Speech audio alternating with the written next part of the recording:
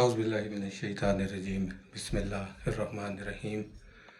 آغاز مجلس میں گزارش کروں گا جناب ذاکر تسلیم سجاد صاحب سے کہ ممبر پر تشریف لائیں اور فضائل و مسائل محمد و آل محمد پیش فرمائیں۔ درود بھیجیں۔ اللہم صلی علی محمد و آل محمد وعجل فرجہم۔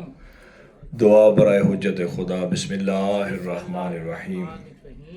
اللہم کل ولیک الحجت ابن الحسن صلواتک علیہ وعلی آبائہ فی ھذا الساعۃ وفی کل ساعۃ ولیا وحافظا وقائدا وناصرا ودلیلا وعینا حتی تسکنہ ارضک طوعا وتمتعہ فیہا طویلا برحمتک یا ارحم الراحمین۔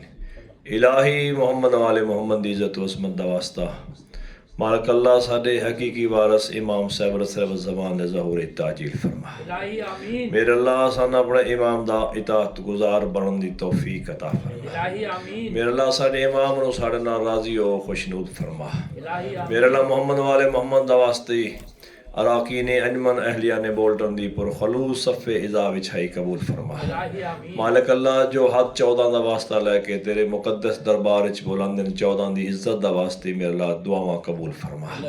کوئی مریض ہے تو شفاء کلی کاملہ عاجلہ عطا فرما۔ اگر کوئی بے روزگار ہے تو بہترین روزگار عطا فرما۔ اگر کوئی مقروض ہے تو میرے اللہ رضا بادشاہ دی عزت دا صدقہ قرض تو نجات عطا فرما۔ اس مرکز نو دن دگنی رات چگنی ترقی عطا فرما۔ مالک اللہ دے خادمین جتنے خدمت کارن معاونت کارن مدد کارن میرے اللہ توفیقات خیر اضافہ فرما۔ تمام پڑھن والے تمام شعراء تمام خطباء دا پڑھنا محقی دی نوکری جدا قائم آل محمد دی بارگاہ پہنچے تو عظیم عبادت شمار ہو۔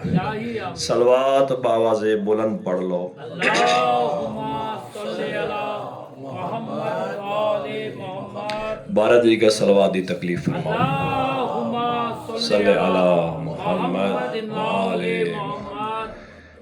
ماشاءاللہ لا حول ولا قوة الا باللہ العلی العظیم۔ بسم اللہ الرحمن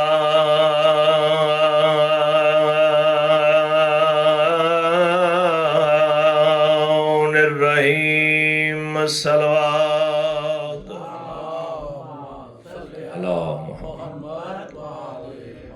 الحمدللہ رب العالمین واللہ کے باتوں لے اہل تقوی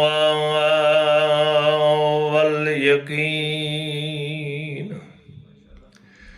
الحمدللہ الذی جعلنا من المتمسکین بولایت امیر المؤمنین۔ صلوات والصلاة والسلام على رسوله الكريم أبي القاسم محمد صلى على محمد وآله الطيبين الطاهرين المعصومين المكرمين الذين أذهب الله عنهم الرجس وطهرهم تطهيرا۔ واجب صلوات۔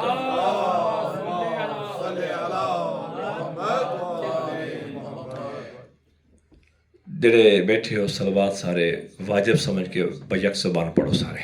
اللہم صلی علی محمد انتہائی واجب الاحترام سامعین، اتفاق ایسا ہوا کہ پہلے ہی محرمہ میرا بولٹن ہے اور ٹائمنگ دی کچھ اس طرح مسائل ہیں کہ وہ اس ٹائم تو میں نہ پڑھا پھر میں روشتل نہیں پہنچ سکتا۔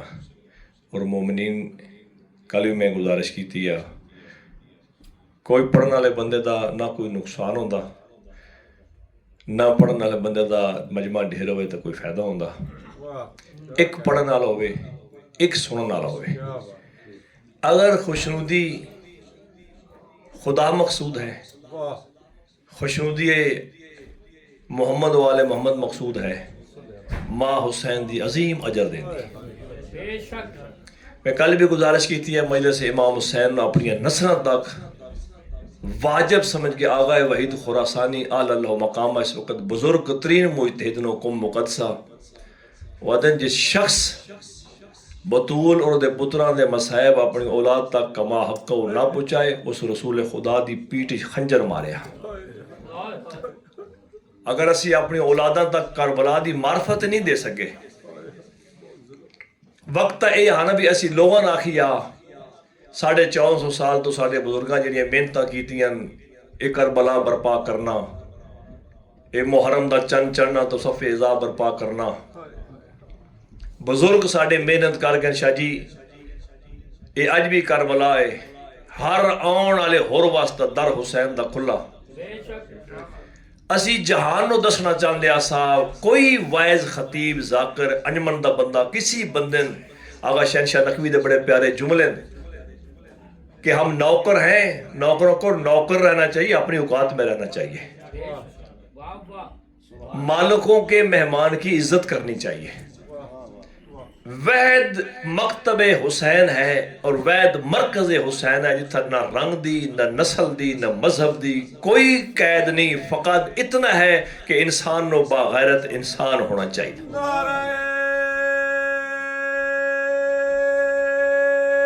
حیدری علی حسین صرف شیعہ دا نہیں حسین صرف سنیہ دا نہیں ہر او شخص شاہ جی قبلہ جیڑا گھر داخل ہوندہ تے اس نے 4 رشتیاں دی پہچان اور تمیز ہوندی ہے نا کہ اے میری ماں ہے اے میری بہن ہے اے میری بیوی ہے اے میری بیٹی ہے.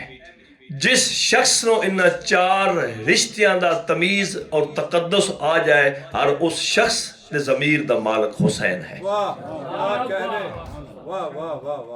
اسی تا جہان واسطہ کوشش کر رہے ہیں بے ہر شیعن چاہیے دا 3-4 سال پہلے اٹلی میری تقریرہ بے ہر شیعہ بندہ اپنے ایک سنی دوست نو ضرور لایا کرو تاکہ انہاں لوگاں اسی دسیے بے جیڑا 28 رجب ٹریا ایک کونہ جس نانے دی قبر رونیاں چھوڑی ایک کونہ جس بد احرام تروڑن تے حج بیت اللہ دا تقدس بہار رکھیا او عزت اللہ حسین کونہ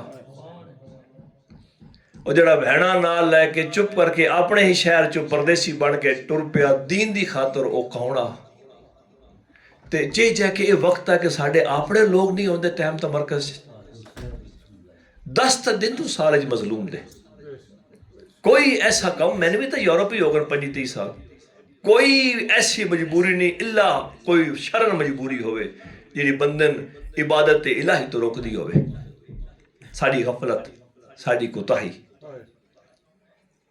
اس تو علاوہ کوئی چیز نظر نہیں آندی پڑھنا تو کوئی فائدہ نہیں نہ نقصان ہے.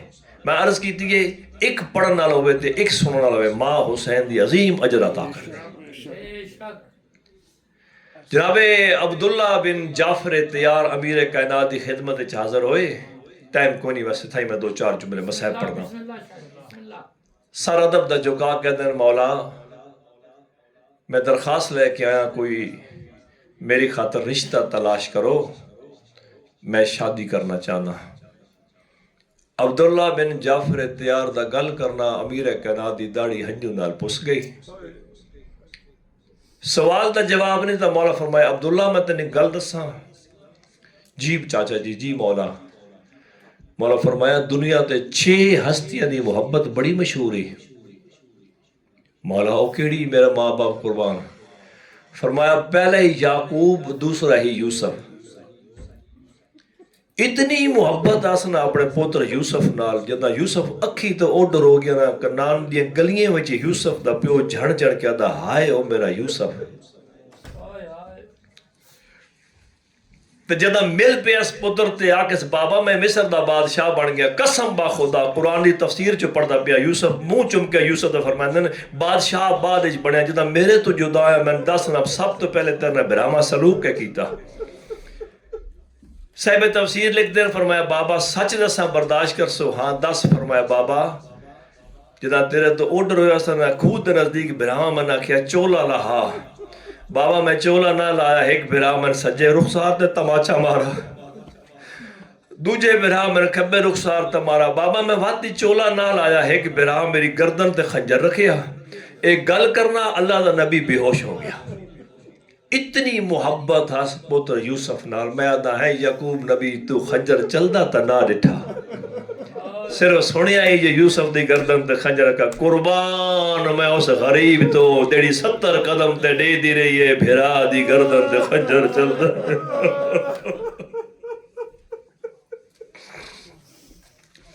فرمایا عبداللہ دوسرا تیسری ہستی ہے محمد مصطفیٰ چوتھی زہرا اتنی کوئی محبت آئی پیو تے دھیری جداں بطول آوے آنا توڑا جو نبیان دا سلطانہ محمد مصطفیٰ اٹھی کھلوندے ہاں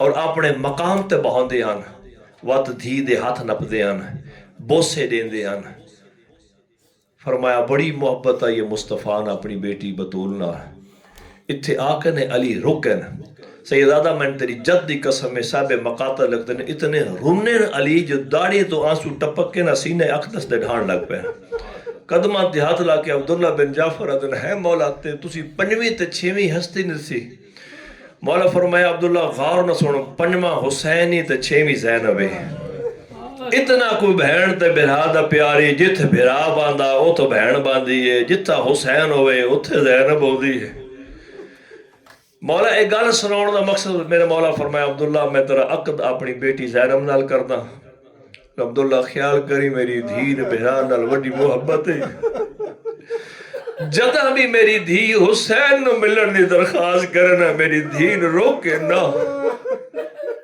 سبحان اللہ ماں حسین دی راضی ہوئی یہ مقصد عقیدت علی انجو آگر خدا زہرا تھوڑا راضی ہوئی اجرکم من اللہ شادی ہوگی سین اپنے گھر آگئے عرب دا رواجے یہ بھی مجتہد جملے پہ پڑھتا ہوں عرب دا اے رواجے کاشف شاہ جی جدا بچی دی شادی ہو دی نا تیسرے دن کھانا ہو دی ماں لے کے بندی جناب فضا دی جدا سین دی شادی تیسرا دن نا میں ڈٹھے گھر دے ایک کونے تے علی زارو کتا روندہ بیٹھا میں قدمہ دی ہاتھ لگا کہ ہے مولا خیر تے دھی یاد آئی نے فرمایا نہیں زینب نہ برندہ کوئی گل یاد آئی ہے مولا کیسا فرمایا عرب دا رواج ہے جدا بیٹیاں دیا شادیاں ہونا کھانا ماں لے کے بندی ہے آج زینب دی ماں ہویا زینب دا کھانا لے بندیا میں قدمہ دی ہاتھ لگا کہ مولا میں نے میرا تھوڑی اولاد ماں یاد ہے اجازت ہوئے تو میں کھانا لے بنجا مولا فرمایا لے بنجو جب فضا کھانا لے کے آئے مسلح تے میری سین عبادت مصروفاً اتنے رک کے درخواست کرتا میری یہ ماں بہنا دیاں اپنی خوشیاں اللہ دی عبادت تو غافل نہ ہویا کرو فضادی میں سامنے آ کر ڈٹھا نا بی بی دی اکھی دستیاں جو کافی دیر تو زینب رو دی پئی ہے میں قریب آگا کہ زینب دھی پریشان کیوں ہے تو کو پہلی دھی تے نہیں نا جس دی ماں دنیا تو کوئی نہیں یاد کرنا جدا زہرا دی شادی ہوئی آئی ختیجہ بھی تو دنیا تو کوئی نہ عشاء جی تسی ایتھے آ جاؤ سر میں بشارہ تسی سارے ایتھے آ جاؤ تو میں مسائب دے 2-3 منٹ اور ایتھے آ جاؤ یار تسی مجلس دا آغاز تے پیچھے بیٹھ گئے ایتھے آ جاؤ سامنے فرمایا جدا تھوڑی اماں دی عقد ہویا تے ادھر زہرا دی ماں بھی تا کوئی نہ تڑپ گئی ہے میری عالیہ فرمایا اماں فضا میں اس گل نو نہ پہ روندی اماں روندی تاں پہ یہ آئی تیسری دہاڑے نہ میں حسین نو ڈٹھا نہ حسین میں نے ڈٹھا رب جانے میرے بھرا دی کیمیں ودی نب دی ہے ادھی رو نہیں میں ہونے حسین لے کے ہونی جب فضا دی جب میں واپس آئی نا پہلے کلے علی پر ہوندے ہیں ہون سارا گھر پہ روندا میں قدمہ تے ہاتھ رکھا ہے مولا وجہ کی اور سارا گھر کیوں پہ روندا فرمائے دی وجہ حسین تو پوچھ میں کہ مولا روندے کیوں فرمائے انی رائیت فی المنام میں خواب ڈٹھا ہے اما زہرا روندی پیا میرا موڈ ہلاک دا حسین تو ستا پہ ہے زینب مسلح تا روندی بیٹھی ہے میں نمہ دسیا جو میری بہن روندی پی ہاں فرمایا چلو میرے نال میں بی بی نال وعدہ کیتا مولا فرمایا ایک حسین نہیں ساری میری اولاد لے جا جب ساری اولاد آئی نا جب فضا دن جدہ سین اور دروازہ قریب ہے نا پہلے کٹھے آ رہے ہیں پھر حسین اتنا تیز چلے آنا جو سارے تو اگے آ کے نا بہن دے حجرت گئے مسلح تا بی بی مناجات کردے کردے آلیہ سہ گئی ہے اکھ لگی ہے سامنے ایک کھڑکی آپ کو دروازہ آپ کو سورج دی کرن پہ ہوندی ہے منو ان روایت پہ پڑھنا جھوٹ بولنا لانتی ہوا دھوپ پہ پوندی ہے آلیہ دے اختس چہرے تا حسین برداشت نہیں کر سکتے ٹردے ٹردے حسین اوتھے آن کھڑے ہیں جتا دھوپ آپنے تے لئی نا سین دے چہرن دھوپ تو بچایا نا میرا مولا برداشت نہیں کرتا جو سورج دی کرن میری سین دے چہرے تاوے میں ہاتھ بان کے آدھا ہے مولا آج تا دھوپ دی کرن برداشت نہیں کرتا شام بازار اچ ہوئے آ جدہ ہاتھ بدے ہویا حرامی آدھن پتھر مارو باغی دیاں بہنہ آ گئیاں سبحان اللہ بڑی مقبول مجلس ہے بی بی ٹھنڈک محسوس کی تھی نا میری سین اٹھے سامنے کھڑو تو حسین نظر آیا حسین تھک پوسے حسین بڑا احسان کی تھی ہاتھ بان کے دیا حسین میں وعدے نال پیا دیا اے جملن جس دا ہائے ہر عزادار دی ہائے نکل سی میں وعدے نال پیا دا جنہ دا ذہن کربلا ہے بی بی آدھی حسین اماں دا جایا پریشان نہ ہو میں وعدے نال پیا دیا جیسا کدی دودھ دھوپ تو حسینہ تے وقت میں تیرا ادھار لہا دے ساں باندھا مٹی تے بہ گیا بہن دے سر تے ہاتھ رکھا دے نہ کر وعدہ ہو سکتا میں بھی دھوپ تو ہوئے تو چھا نہ بڑھا سکے بی بی آدھی میرے بابے دسیا اللہ من 18 بھرا دے سی میرے بھرا لائے کو سن میں بھراوان بھیج کے چھاں بڑھائے ساں سید آدھا نہ کر وعدہ متے بھراوان دے مان بھی مکوے نہیں بی بی آدھی میں دعا کر سا اللہ میں لائق اولاد دے سی میں پترہ نقصہ ونجو مامے تے چھاں بڑھاؤ سید آدھا میں آدھا نہ کر وعدہ ہو سکتا پترہ والی نسل بھی بک ونجی بی بی آدھی سیدوں میں معافی دے سو منو ان مقتل پہ پڑھدا بی بی آدھی حسین میں وعدہ نال پیا دیا او پتر بھی نہ ہوئے نا میں آپ برکا کر کے باہر لگی اسا حسین میں چھاں بڑھے سا تڑف گئی غریب کربلا فرمایا نہ کر وعدہ ہو سکتا چادر بھی لٹیج ونجی آدھی حسین وعدے نال پیا دیا چادر نہ بچی نا میں اپنے ہاتھ نہ لا کے تیرے تا چھاں بڑھے سا تڑپ گئی حسین فرمایا نہ کر وعدہ ہو سکتا میں بھی دھوپ تو ہوا تیرے ہاتھ پا باندھا ہوئے 12 محرم نو بھرا دی لاش تیا کیا دی سچ آدھا ہے وہ بہن مجبور ہو گئی سبحان اللہ سبحان اللہ سبحان اللہ ایک دا ایک وین بائے تھائیں لسٹ تیار ہوئی شریکت الحسینہ سامنے لسٹ آئی ہے 2 ناوان حسین مولا انڈر لائن کیتا ایک جناب عالیہ ایک جناب صغرا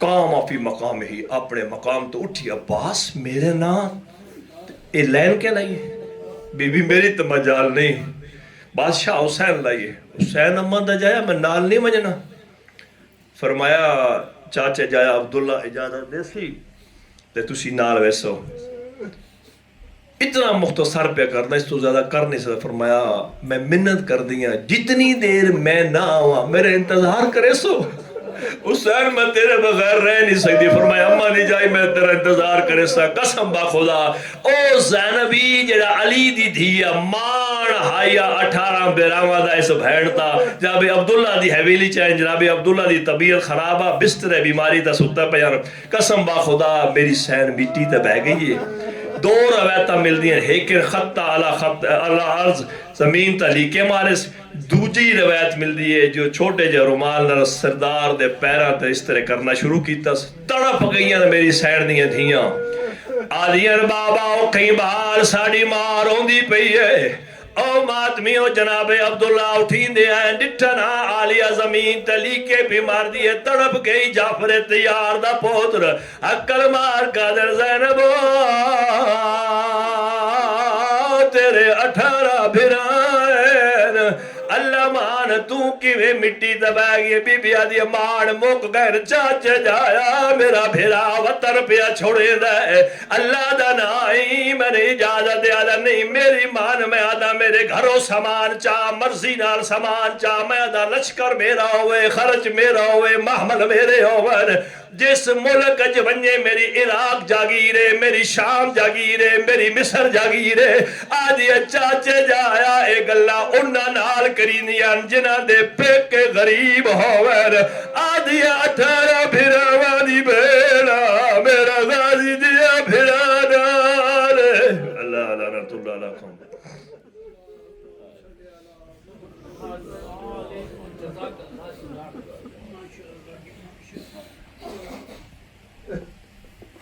گزارش ہے جناب محمد مہدی بھائی سے کہ تشریف لائیں اپنا نذرانہ عقیدت پیش کریں درود بھیجیں محمد والے میں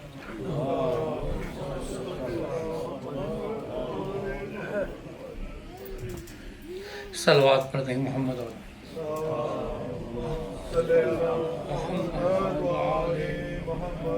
عجل فرج بہت مختصر سا وقت ہے اس میں سلام ایک امام حسین علیہ السلام پیش خدمت ہے پھر اس کے بعد آمد ماہ محرم بیان کروں گا کہ بتاؤں کیسے قرابت میری حسین سے ہے بتاؤں کیسی قرابت میری حسین سے ہے یہ منقبت مجھے تازہ ملی حسین سے ہے شمار کیسے ہو کیا کیا سخی حسین سے ہے یہ انتہا ہے کہ میرا نبی حسین سے ہے ارے سمجھ میں آتا ہے یہ کرب و بلا کا پس منظر علی سے جنگ تھی لیکن لڑی حسین سے ہے ابھی سے حر کو پیغمبر سلام کرتے ہیں ابھی سے حر کو پیغمبر سلام کرتے ہیں ابھی تو ہوئی دوستی حسین سے ہے ارے قضا بھی مار نہ چاہے تو مر نہیں سکتے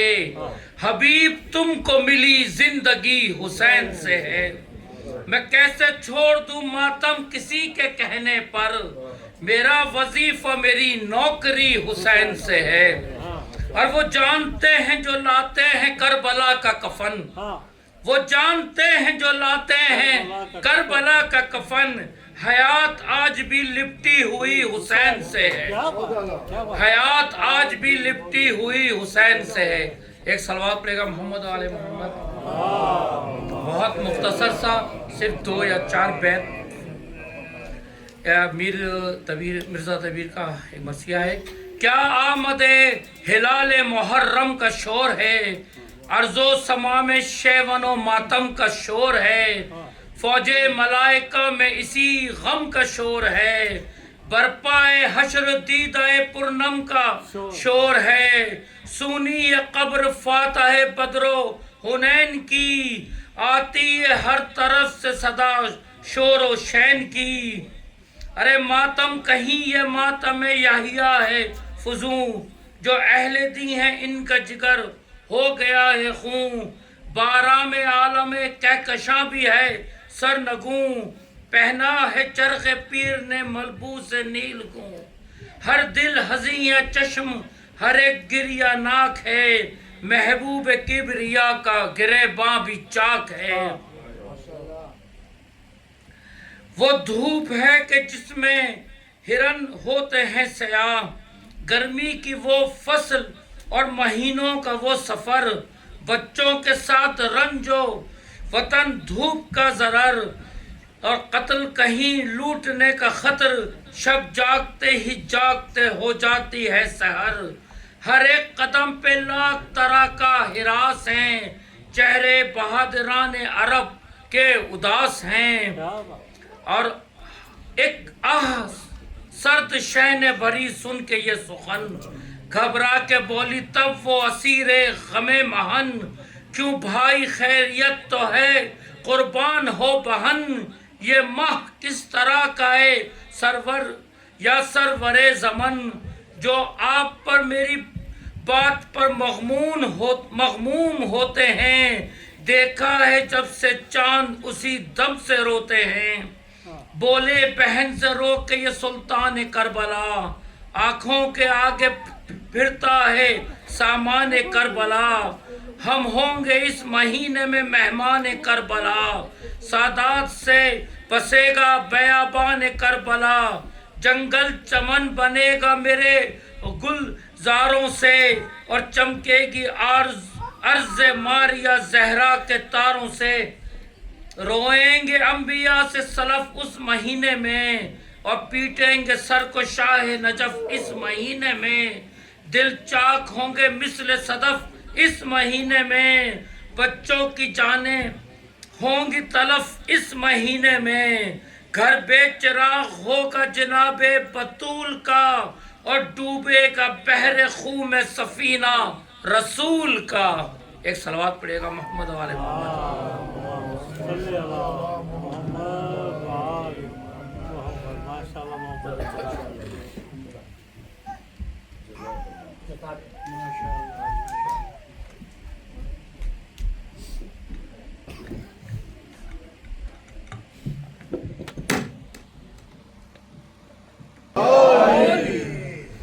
بلند ترین سلوات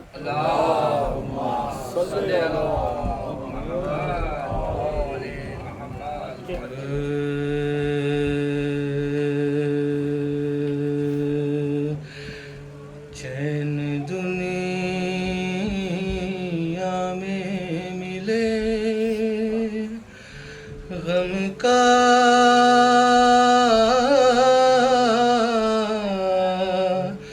سلیقہ مل جائے، لذت عشق ملے، غم کا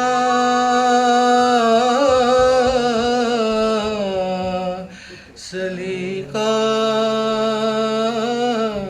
مل جائے، چین دنیا میں ملے، راحت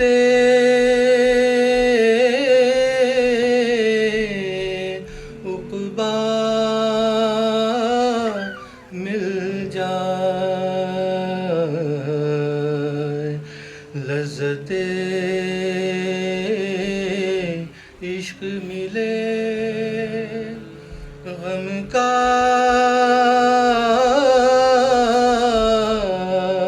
سلیقہ مل جائے، کاسائے دل یہ حاضر ہے در دولت پر، کاسائے دل یہ حاضر ہے در دولت پر، فاطمہ آپ کی اولاد کا صدقہ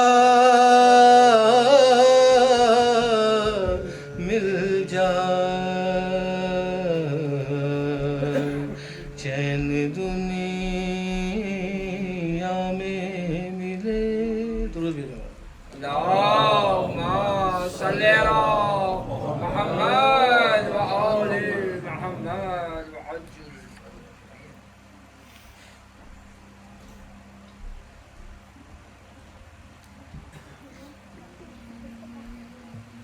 مرثیہ پڑھتے ہیں امام حسین علیہ السلام کے سفر کا، اپنی طرف سے، آپ سب کی طرف سے، ہم سب کے مرحومین کی طرف سے ایک سورہ فاتحہ۔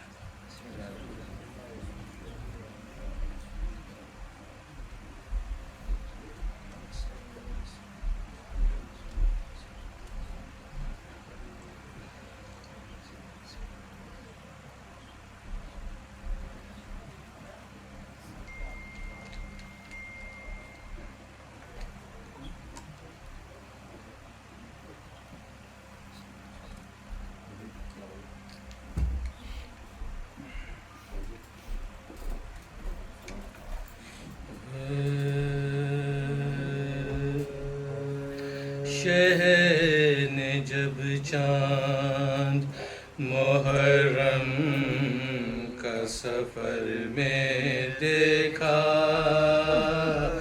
شہ نے جب چاند محرم کا سفر میں دیکھا، محضر قتل رقم ایک سطر میں دیکھا، محضر قتل رقم ایک سطر میں دیکھا، بل جبین فلک ظلم اسیر میں دیکھا، موت کو لوٹ مچاتے ہوئے گھر میں دیکھا، موت کو لوٹ مچاتے ہوئے گھر میں دیکھا، سرخی خون شفق قلب کو برمانے لگی، شام عاشور کی تصویر نظر آنے لگی، شام عاشور کی تصویر نظر آنے لگی، اسپ کو روک کے پڑھنے لگے رویت کی دعا، زندگی بھر سے نرالی تھی یہ حضرت کی دعا، وسعت رزق نہ مفہوم نصیحت کی دعا، حق سے ایک عرض میں کرتا ہوں شہادت کی دعا، حق سے ایک عرض میں کرتا ہوں شہادت کی دعا، صبر وہ بخش کے تاروز جزا دھوم رہے، حشر تک نام میرا سید مظلوم رہے، حشر تک نام میرا سید مظلوم رہے، کچھ میرے واسطے ایسا ہو مبارک یہ ماں، صدق اسلام پہ جاؤ جاؤ میرے عزت و جا، فدیہ راہ رضا دے لقب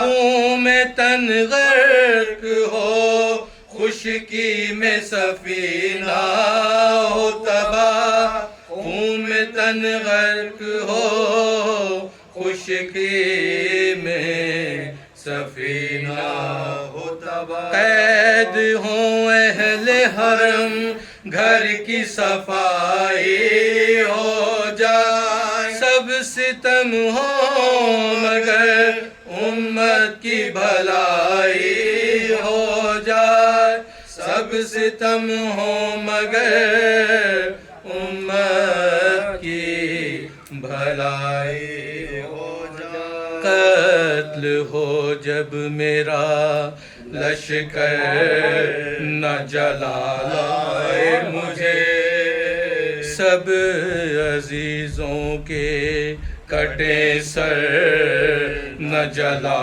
لائے مجھے، خون میں ڈوبے علی اکبر نہ جلا لائے مجھے، تڑپے ہاتھوں پہ جو اصغر نہ جلا لائے مجھے، تڑپے ہاتھوں پہ جو اصغر نہ جلا لائے مجھے، پھول مرجھائے میرا شکر بجا لاؤں میں، آپ ننھی سی لحد کھود کے دفناؤں میں، آپ ننھی سی لحد کھود کے دفناؤں میں، نکلے ارماں جو زباں پیاس سے باہر نکلے، سامنے آنکھوں کے جان جانے علی اکبر نکلے سامنے آنکھوں کے جانے علی اکبر نکلے پر گلا منہ سے نہ اے خالق اکبر نکلے تھام لوں دل جو بہن گھر سے تڑپ کر نکلے تھام لوں دل جو بہن گھر سے تڑپ کر نکلے جو ستائیں نہ ڈراؤں نہ سزا دوں ان کو داغ پر داغ وہ دیں اور دعائیں ان کو داغ پر داغ وہ دیں اور میں دعائیں ان کو شہ نے فرمایا کہ محضر یہ قرار بھی ہے درج فرد شہداء قاسم ناچار بھی ہے فوج کا ذکر بھی ہے نام علمدار بھی ہے مرنے والوں میں علی اکبر جرار بھی ہے مرنے والوں میں علی اکبر جرار بھی ہے امتحان کا کوئی گوشہ نہ فلک چھوڑے گا میرا اصغر بھی میری گود میں دم توڑے گا میرا اصغر بھی میری گود میں دم توڑے گا شہن جب چاند درود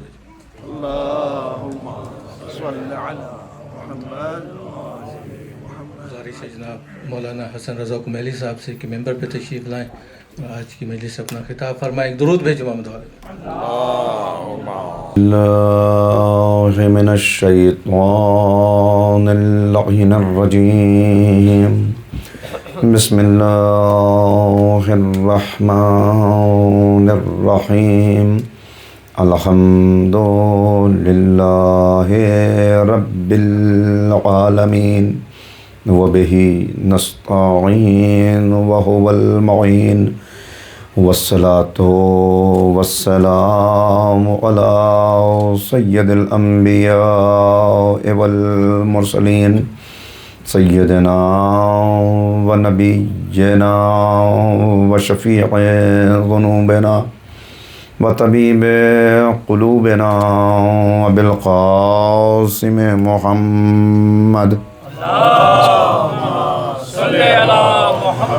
وآلہ الطیبین الطاہرین المعصومین المظلومین المنتخبین المنتجبین اما بعد فقد قال اللہ تبارک و تعالی فی کتابہ المجید وفرقانہ الرشید وقولہ الحق بسم اللہ الرحمن الرحیم قل ان کنتم تحبون اللہ فاتبعونی یحببکم اللہ صدق اللہ العلی العظیم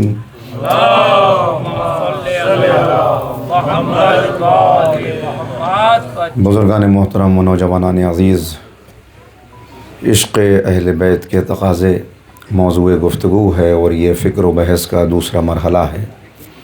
کل جو باتیں میں نے آپ کی خدمت میں عرض کی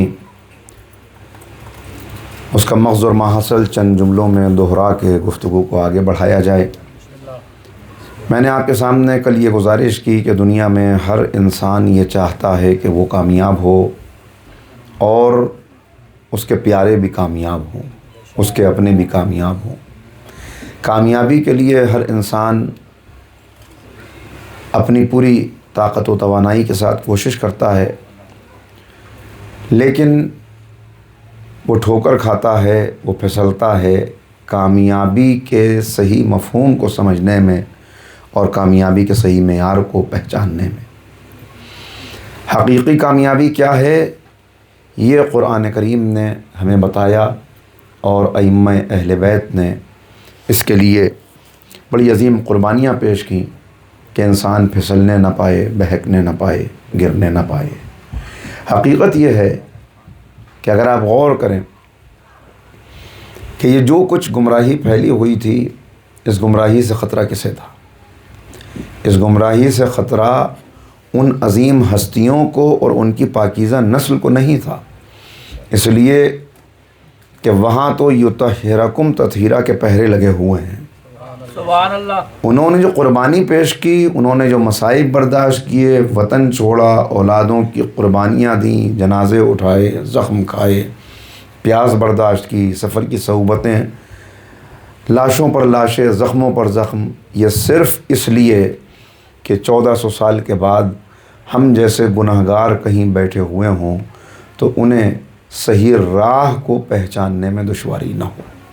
ان کی یہ عظیم قربانیاں ہمارے لیے تھیں، اور اس نعمت پہ ہم جتنا شکر ادا کریں وہ کم ہے۔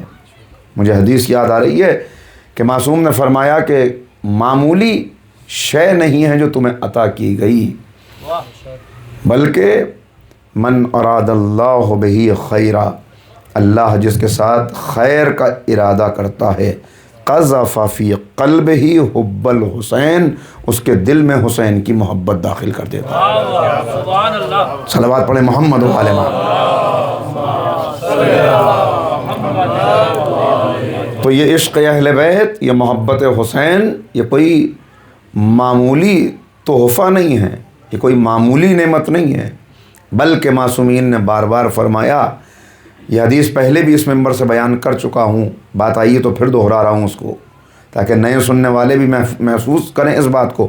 3 معصومین سے میں نے اس حدیث کو دیکھا کہ جو فرماتے ہیں، جب اپنے دلوں میں ہماری محبت کی ٹھنڈک محسوس کرو تو اپنے والدین کے حق میں دعا کرو، اپنی ماں کے حق میں دعا کرو، اس لیے کہ یہ معمولی نعمت نہیں ہے جو تم کو ملی، یہ معمولی تحفہ نہیں ہے جو تم کو ملا۔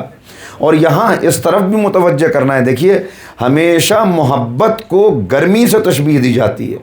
محبت یعنی گرمی، آگ، سوزش، شعلہ، چنگاری، جو بھی محبت کی بات کرتا ہے تو وہاں گرمی کی بات ہوتی ہے، حرارت کی بات ہوتی ہے، شعلے اور چنگاری کی بات ہوتی ہے، مگر یہ معصوم کا کلام ہے، کلام الامام امام الکلام، معمولی کلام نہیں ہے۔ امام نے نہیں فرمایا جب اپنے دلوں میں ہماری محبت کی گرمی محسوس کرو، یہ دوسری جگہ گرمی بھی قرار دیا اس کو، لیکن یہاں خصوصیت کے ساتھ کہا جب ہماری محبت کی، ہمارے عشق کی ٹھنڈک دل میں محسوس کرو تو اپنے والدین کے حق میں دعا کرو کہ انہوں نے تمہیں طیب و طاہر طریقے سے اس دنیا میں پہنچایا، تمہاری بہترین تربیت کی، اور اللہ کا یہ کرم تم پر ہوا کہ اللہ نے تم کو منتخب کیا، تمہارے دل میں اہل بیت کی محبت، حسین کا عشق داخل کر دیا۔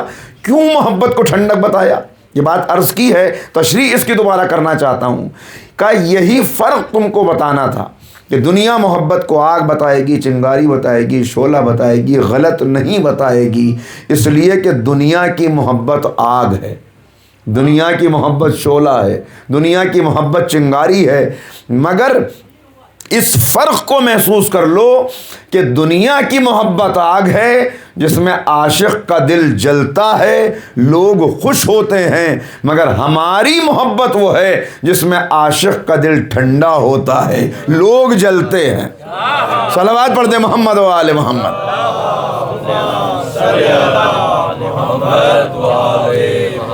تو کہ ان عظیم ہستیوں کی محبت یہ اصل میں لٹمس ٹیسٹ ہے کہ تمہیں دین سے کتنی محبت ہے، اور تمہیں دین کی ضرورت کو تم نے کتنا محسوس کیا، اپنے آپ کو تم دین کی طرف کتنا لائے، اپنے کرداروں کو سانچے میں کتنا ڈھالا، اس کا لٹمس ٹیسٹ ہے اہل بیت کی محبت۔ یہ کیسے؟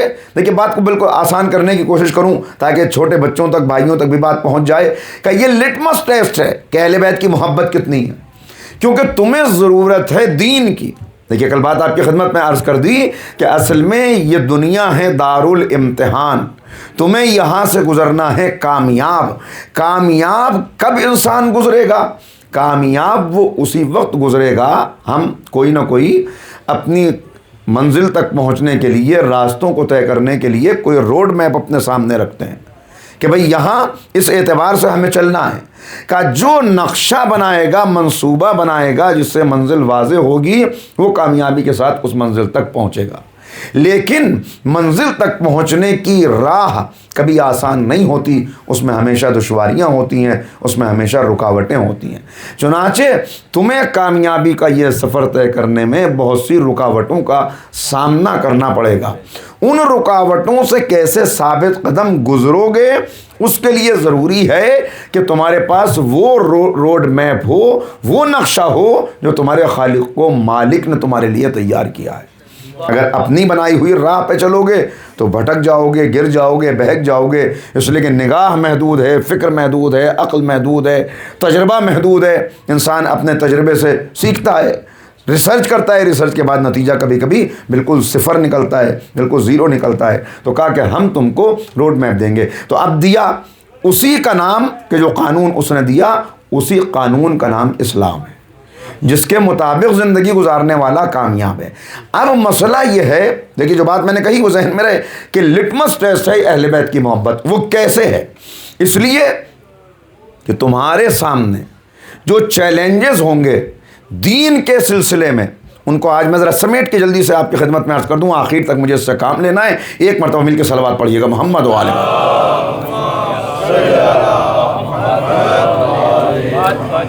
کہ دیکھو اصل کے مقابلے میں ہمیشہ نقل آتا ہے، اصل کے مقابلے میں ہمیشہ نقل، اس لیے کہ اصل ہی کی نقل کی جاتی ہے۔ اگر سونا نہ ہو تو پیتل کو سونا کہہ کے کوئی نہ بیچے، سونا ہے اور اس کی قدر و قیمت کا اندازہ ہے تو پیتل کو سونا بتایا جاتا ہے۔ تو سب سے پہلے یہ دیکھو کہ جو دین ہم نے تمہارے لیے پسند کیا، جو دین ہم نے تمہارے لیے بھیجا، اس کے مقابلے پر جو قوتیں تھیں انہوں نے کیا کیا کیا۔ اب سمیٹ کے اگر ساری تاریخ کو عرض کروں تو 3 قوتیں ہیں جو ہمیشہ دین الہی کے مقابلے پر رہیں۔ ان کو پہلے ذہن میں محفوظ کر لیں میرے بچے۔ ایک ہے خالص جہالت، ایک ہے مشرکانہ جہالت، ایک ہے راہبانہ جہالت۔ میں اس کی تشریح کرتا ہوں۔ خالص جہالت کا مطلب کیا؟ خالص جہالت کا مطلب یہ کہ انسان کو یہ بتانے کی کوشش کی جائے کہ تم اس دنیا میں اتفاق سے آ گئے، جیسے اتفاق سے بہت سے حیوانات آ گئے، جیسے اتفاق سے بہت سے درخت پیدا ہو گئے، ایسے ہی اتفاق سے تم اس دنیا میں آ گئے، جیسے بندر اور لنگور ہیں، جیسے گھوڑے اور گدھے ہیں، اسی طرح انسان بھی اتفاق سے اس دنیا میں آ گیا۔ تو اب چونکہ وہ اتفاق سے پیدا ہو گیا، کسی پلاننگ کے تحت، کسی منصوبے کے تحت پیدا نہیں ہوا، تو اب اتفاق سے اس دنیا میں آ گیا، جیسے اور حیوانات آ گئے، تو اب اس کے اندر کچھ خواہشات ہیں جو پائی جاتی ہیں، آ گیا اتفاق سے اس دنیا میں۔ خواہشات جب پائی جائیں گی، کسی کوئی چیز کی چاہت ہوگی، تو اب دنیا میں اس کی چاہت پوری کرنے والی نعمتیں موجود ہیں، بہت ساری چیزیں موجود ہیں۔ کوئی خواہش ہے تو اس خواہش کو پورا کر لو، ہاتھ بڑھاؤ اور اس چیز کو اپنے لیے حاصل کر لو۔ اب چیز اگر ایک ہے اور چاہت 2 لوگوں کو ہے، تب کیا کریں؟ کہ جس کی طاقت زیادہ ہو وہ اسے حاصل کر لے، دوسرا محروم رہ جائے۔ اس لیے کہ یہی حیوان بھی کرتے ہیں، جو زیادہ طاقتور ہوتا ہے، ایک ہی شکار پر 2 جھپٹنے والے، جو زیادہ طاقتور ہوگا وہ شکار کو اپنے قبضے میں کر لے گا۔ لہٰذا دنیا میں طاقت کی زبان سمجھی جاتی ہے، بولی جاتی ہے۔ تم بھی جو زیادہ طاقتور ہو وہ آگے بڑھے، حاصل کر لے۔ کیوں؟ اس لیے کہ تم اتفاق سے آ گئے، کوئی منصوبہ نہیں ہے۔ جب کوئی منصوبہ نہیں ہے تو کوئی قانون نہیں ہے، جب کوئی قانون نہیں ہے تو کسی قانون کی پابندی، کسی قانون پہ عمل نہیں کرنا۔ جو طاقتور ہے اس کے اوپر کوئی طاقتور نہیں ہے، کمزور کے اوپر ایک طاقتور ہے، اس طاقتور کے اوپر کوئی اور طاقتور ہے، لیکن جو سب سے زیادہ طاقتور ہے اسے یہ حق ہے کہ وہ حکومت کرے، اسے یہ حق ہے کہ وہ دوسروں کو ایکسپلائٹ کرے، اس لیے کہ اسے کسی کو جواب نہیں دینا، اس کے اوپر کوئی طاقتور نہیں ہے۔ لہٰذا جو طاقتور ہوگا وہ اپنی طاقت کو بڑھانے کے لیے اور اپنے ہم خیال پیدا کر لے، فوج بنا لے، لشکر بنا لے، دولت جمع کر لے، اور اس کو حق ہوگا کہ وہ اپنی طاقت جب تک برقرار رکھ سکتا ہے تب تک دوسروں پر حکومت کرے، اس لیے کہ نہ کوئی جواب دہی ہے، نہ کسی کے سامنے حاضر ہونا ہے، نہ کوئی قانون ہے کہ جس کی پابندی کرنی ہے۔ اب چونکہ دوسروں کو اسے اپنے لیے استعمال کرنا ہے تو طاقتور ہے تو اسے حق ہے کہ قانون بھی خود بنا لے۔ قانون اس نے خود بنا لیا تو اب قانون چونکہ بنایا اس نے ہے تو بنائے گا اپنے لیے بنائے گا تو ظاہر ہے کہ اس میں فائدہ ہے، جس میں اس کا فائدہ ہوگا وہی قانون بنائے گا۔ پابندی قانون کی کمزور کریں گے، کمزور قانون کی پابندی کریں۔ طاقتور کے لیے کوئی قانون نہیں ہے، اس کو جواب کسی کے آگے دینا نہیں، دیکھیے غور رکھیے کہ کرتے رہیے گا، دینا نہیں ہے، اتفاق سے اس دنیا میں آ گیا، لہٰذا بس جیسے یہ زندگی گزر جائے، جس طرح یہ کاروان آگے بڑھ جائے، بائی ہک اور بائی کروک اپنی مرضی حاصل کرتے جاؤ، اپنی خواہشات کو پورا کرتے جاؤ۔ یہ ہے خالص جہالت، یہ خالص جہالت کہ جو بتا رہی ہے کہ کوئی منصوبہ نہیں، کوئی قانون نہیں، کوئی منصوبے کے تحت اس دنیا میں آنا نہیں، اتفاق سے آ گئے، جسے آج کی ماڈرن زبان میں آپ نے بہت ساری اصطلاحات سنی ہوں گی کہ سیریز آف فارچونیٹ ایکسیڈنٹس، ایک کے بعد ایک کچھ اتفاق ہوتے گئے، اس کے نتیجے میں یہ کائنات، یہ خالص جہالت۔ اب اس کے بعد ایک دوسری طاقت، ایک دوسرا نظریہ، ایک دوسری فکر ہے جو دین کے مقابلے پر ہے۔ دیکھیے یہی تینوں طاقتیں ہمیشہ رہیں اور آئندہ بھی رہیں گی۔ دوسری طاقت کیا ہے؟ دوسری طاقت یہ ہے، دوسرا نظریہ یہ ہے، انہوں نے کہا نہیں ایسا نہیں ہے کہ یہ دنیا اپنے آپ وجود میں آ گئی ہو اور انسان اتفاق سے اس دنیا میں آ گیا ہو، نہیں، اس دنیا کا بھی خلق کرنے والا کوئی موجود ہے، اس انسان کا بھی کوئی خلق کرنے والا موجود ہے، لیکن اتنی بڑی کائنات، اس کو خلق کرنا، اس کو چلانا، یہ کسی ایک کے بس کی بات نہیں ہے۔ لہٰذا بہت ساری طاقتیں ہیں جنہوں نے مل کے اس دنیا کو چلانے کی ذمہ داری لے رکھی ہے۔ ہواؤں کا ایک خدا ہے، غور کر رہے ہیں، ہواؤں کا ایک خدا ہے، حیوانات کا دوسرا خدا کا بہت سارے خدا ہیں۔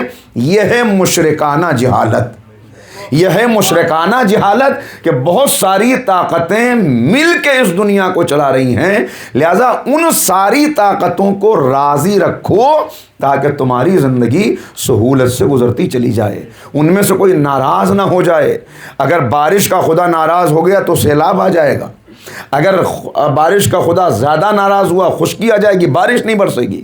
لہٰذا اس کو بھی خوش کرنا ہے، اس کو بھی خوش کرنا ہے، اس کو بھی خوش کرنا ہے، ان سب کو راضی کرنا ہے تو ان کے آگے جھکتے چلے جاؤ۔ اب جھکے کیسے؟ تو کنسنٹریٹ کرنے کے لیے کدھر جھکنا ہے، ایک سمت کا تعین کرنے کے لیے ایسا کرو کہ انہیں مورتوں کے اندر ڈھال لو، انہیں اپنے بنائے ہوئے سانچوں کے اندر ان کو تیار کر لو۔ لہٰذا اب جیسے اندھیرے میں کوئی انسان، وہ آپ نے سنا ہوگا کہ اندھیرے گاؤں کے اندر ایک نابینا تھے ایک کمرے کے اندر، اور وہاں پہ ہاتھی آ گیا، یا بعض کہتے ہیں کہ اونٹ آ گیا، اور ان سے پوچھا گیا کہ بھائی اونٹ کیسا؟ تو کسی کے ہاتھ میں سونڈ آئی، کسی کے ہاتھ میں پیر آیا، کسی کے ہاتھ میں دم آئی، جس کے ہاتھ میں جو آیا اس نے کہا کہ بھائی ہاتھی کیسا ہوتا ہے؟ اس نے کہا کہ وہ جو ہے وہ جس کے ہاتھ میں دم آئی اس نے کہا وہ جھاڑو جیسا، جس نے کہا پیر پکڑا اس نے کہا پلر جیسا، یعنی اپنے اپنے اعتبار سے۔ تو کہا طاقتیں بہت سی ہیں، وہ طاقتیں کیسی؟ تو اب اندھیرے میں سفر کرتے ہوئے جس نے جیسا چاہا ویسا خدا تیار کر کے رکھ دیا۔ کسی نے کہا کہ نہیں وہ چہرہ شیر جیسا ہے اور جسم انسان جیسا ہے، چہرہ مچھلی جیسا اور جسم انسان جیسا، کسی نے کہا کہ وہ پوری طرح سے حیوان، کسی نے کہا پوری طرح انسان۔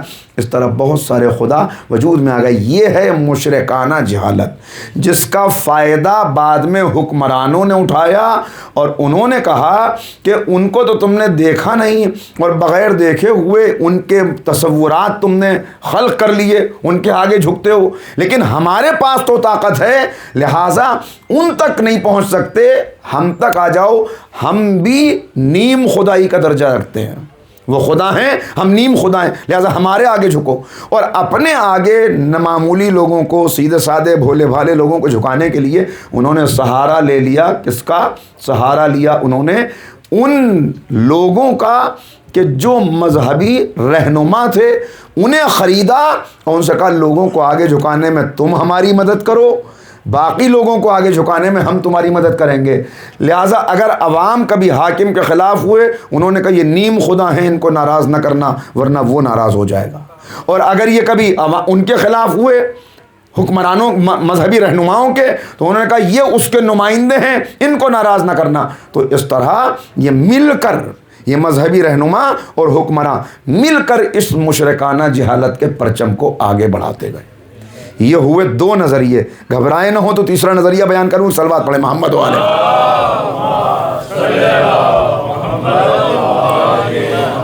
تیسرا نظریہ راہبانہ جہالت. دیکھیے ایک خالص جہالت، ایک مشرکانہ جہالت اور ایک راہبانہ جہالت. راہبانہ جہالت کیا؟ انہوں نے کہا نہیں ایسا نہیں ہے، یہ خالق بھی ہے کائنات کا، خلق بھی کسی نے کیا، ایک منصوبہ بھی ہے، لیکن مسئلہ اصل میں یہ ہمارا بدن ہے.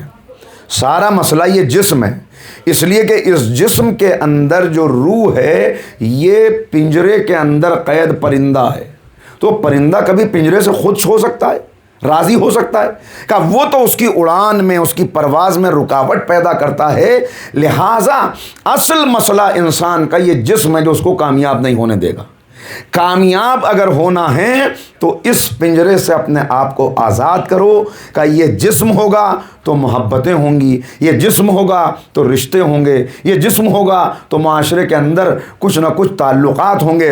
لہٰذا اس جسم کو تکلیف دو، جتنا اس کو تکلیف دو گے اتنا تم کو کمال حاصل ہوگا، اتنا تم کو آزادی حاصل ہوگی. کیسے تکلیف دیں؟ تو اب کسی نے کہا کہ سردی کے موسم میں برہنہ ہو کے کھڑے ہو جاؤ تاکہ جسم کو زیادہ سے زیادہ تکلیف ہو. ایک پیر کے اوپر کھڑے رہو پورے دن تاکہ زیادہ تکلیف ہو. کہا اس طرح جتنا اس کو تکلیف دو گے، کہا یہ جسم، اس کے اندر دل میں خواہش پیدا ہوتی ہے، یہ خواہش محبت پیدا کرتی ہے. لہٰذا اگر گھر ہوگا، اگر خاندان ہوگا، اگر زوجہ ہوگی، اگر اولاد ہوگی تو محبت کے رشتے ہوں گے. رشتے ہوں گے تو یہ پنجرہ مضبوط ہوتا چلا جائے گا. لہٰذا نہ رشتے ہوں، نہ خاندان ہو، نہ معاشرہ ہو، الگ نکل جاؤ، تنہائی میں چلے جاؤ، گپھاؤں میں ڈیرے ڈال لو، پہاڑوں کے اوپر چلے جاؤ، وہاں جا کے اپنی زندگی گزارو تاکہ واقعاً کامیاب ہو جاؤ. ذرا غور کیجیے گا کتنا اینٹی سوشل نظریہ ہے کہ اگر واقعاً جتنے اچھے لوگ ہیں، جتنے نجات چاہنے والے ہیں، وہ سب نکل کے پہاڑوں پہ چلے جائیں، معاشرے سے ہٹ جائیں، گپھاؤں میں، تنہائیوں میں، جنگلات میں چلے جائیں، تو معاشرے میں کون رہ جائے گا؟ یا ظالم رہ جائے گا یا وہ کمزور شخص رہ جائے گا جو بڑی آسانی سے ظالم کے لیے لقمہ تر بن جائے گا کہ اسے جیسے چاہے استعمال کرے.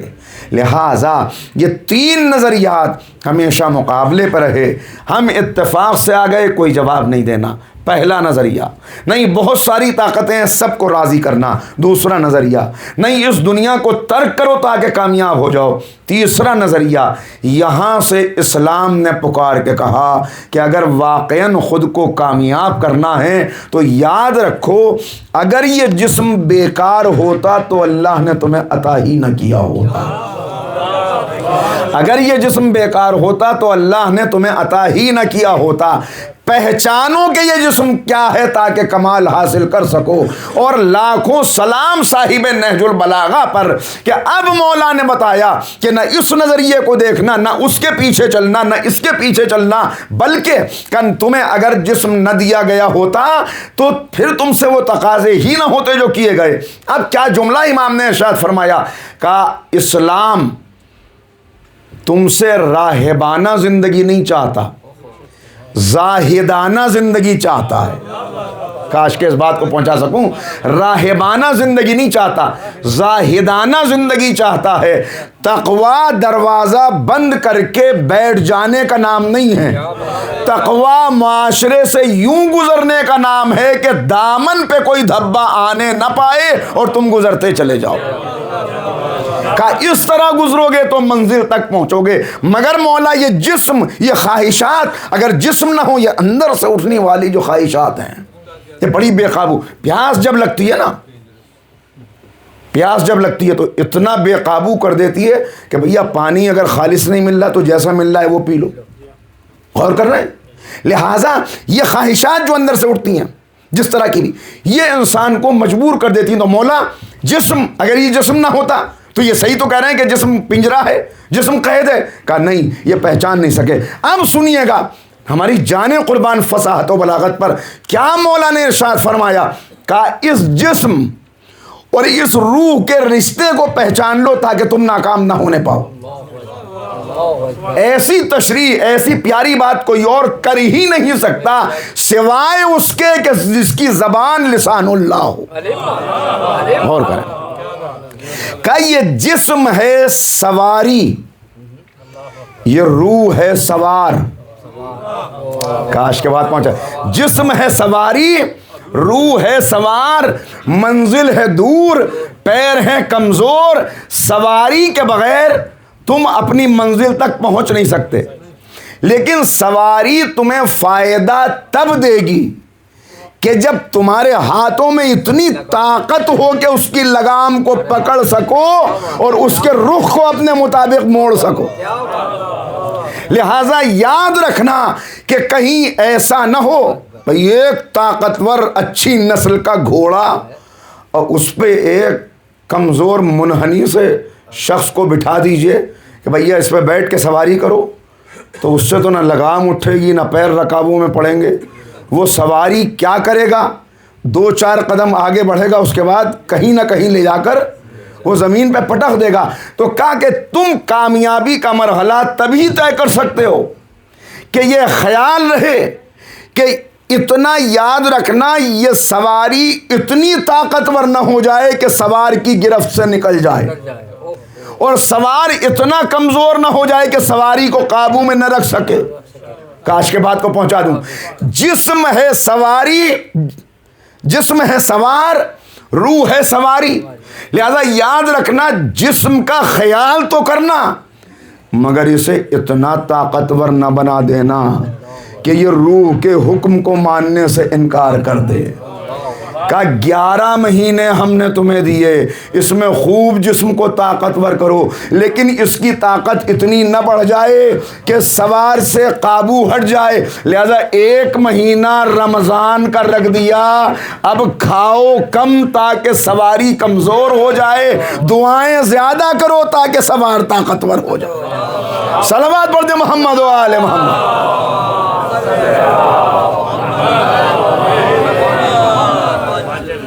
لہذا کا یہ 3 نظریے ہیں جو ہمیشہ مقابلے پر رہیں گے، تمہیں ان کا مقابلہ کرتے ہوئے اپنی منزل تک پہنچنا ہے۔ خیال رکھنا جس دن تم اپنے آپ کو پہچان گئے، من عرف نفس فقط عرف ربہ، جس نے اپنے آپ کو پہچان لیا اس نے اپنے رب کو پہچان لیا۔ لہذا زاہدانہ زندگی لاؤ، راہبانہ زندگی نہ لاؤ۔ زاہدانہ زندگی تم کو کامیاب نہیں، اور آسانی سے معصوم نے اس کو بتایا، کیا کہنے معصوم آئے ہی ہیں آسان کرنے کے لیے باتوں کو۔ کہ دیکھو یہ زندگی ہے دریا، یہ زندگی ہے دریا، یہ دنیا ہے دریا، یہ زندگی ہے کشتی، جانا ہے اس کنارے پر، کنارے تک پہنچ نہیں سکتے کشتی میں سوار ہوئے بغیر۔ اور کر رہے تو زندگی کی کشتی کو دنیا کے سمندر میں ڈال دو تاکہ نجات کے ساحل تک پہنچ سکو۔ پھر جملہ دوہرا رہا ہوں، دنیا کے دریا میں زندگی کی کشتی کو ڈال دو تاکہ نجات کے ساحل تک پہنچ سکو، مگر اتنا یاد رہے کہ کشتی پانی میں چلتی ہے، کشتی پانی میں چلتی ہے۔ اگر کشتی پانی میں رہے گی تو کنارے تک پہنچا دے گی، اگر پانی کشتی میں آ جائے گا تو غرق ہو جائے گی۔ کہ یہی دنیا اور زندگی کا رشتہ ہے کہ دنیا سے گزرنا مگر دنیا کو یوں اپنے اندر نہ آنے دینا کہ کشتی پانی سے بھر جائے اور غرق ہو جائے اور تم منزل تک پہنچ نہ سکو۔ صلوات پڑھ دے محمد و آل محمد۔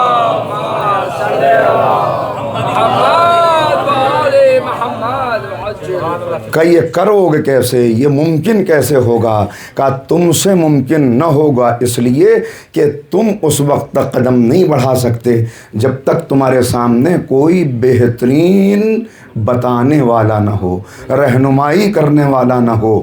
ماں بولے تو تم بولنا سیکھتے ہو، باپ انگلی پکڑے تو تم چلنا سیکھتے ہو۔ تو جب چلنے اور بولنے کے لیے تمہیں رہنماؤں کی ضرورت ہے تو یہ پرواز کا سفر طے کرنے کے لیے رہنما کی ضرورت کیوں نہ ہوگی؟ مگر اتنا خیال رکھنا، ابھی میں نے کیا کہا شروع میں کہ کیا کہہ رہے ہیں؟ جیسے حیوان آ گیا ویسے تم بھی، اسی لیے انسان کا ایک نام رکھا گیا۔ نام کیا ہے اس کا؟ کیا کہتے ہیں منطقی اہل منطق؟ کیا کہتے ہیں؟ کہ یہ ہے حیوان ناطق، حیوانی ہے یہ بھی، لیکن یہ ہے حیوان ناطق۔ اب ارباب فہم و دانش ہیں، اتنی دیر جو آپ کو تھکایا ہے اس کا نتیجہ ایک جملے سے نکالنا چاہ رہا ہوں آخری آدمی تک۔ یہ یاد رکھنا کہ تم ناکام ہو جاؤ گے 100% اگر ان کی ہمسری شروع کر دی جن کی پیروی کرنا ہے۔ تم ناکام ہو جاؤ گے 100% اگر ان کی ہمسری شروع کر دی جن کی پیروی کرنا ہے۔ اگر بیٹا باپ کا باپ بننے لگے، اگر شاگرد استاد کا استاد بننے کی کوشش کرے، بھائی ابھی جس نے تربیت کی، جس نے بتایا درجہ، حفظ مراتب، ان کا لحاظ رکھنا۔ اب جملہ کہنے جا رہا ہوں جس کے لیے اتنی زحمت دی ہے۔ اپنی حیثیت، میں نے کہا خود کو پہچانو گے تو کامیاب ہو جاؤ گے۔ اپنی حیثیت دیکھ کر ان کے نقوش قدم تلاش کرنا اور پھر آگے بڑھتے چلے جانا۔ یاد رکھو تم اور ہو، یہ اور ہیں۔ کہاں قطرہ، کہاں دریا، کہاں ذرہ، کہاں آفتاب، کہاں نجس، کہاں پاک، کہاں درود پڑھنے والے، کہاں جن پر درود پڑھا جائے، کہاں کعبے پر صدقہ ہونے والے، کہاں کعبے میں پیدا ہو۔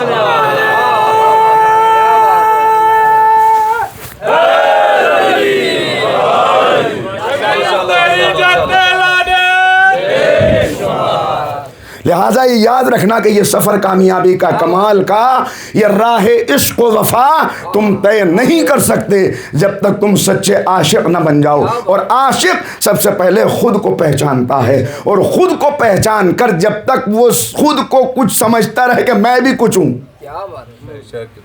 تب تک وہ عاشق بنتا ہی نہیں ہے۔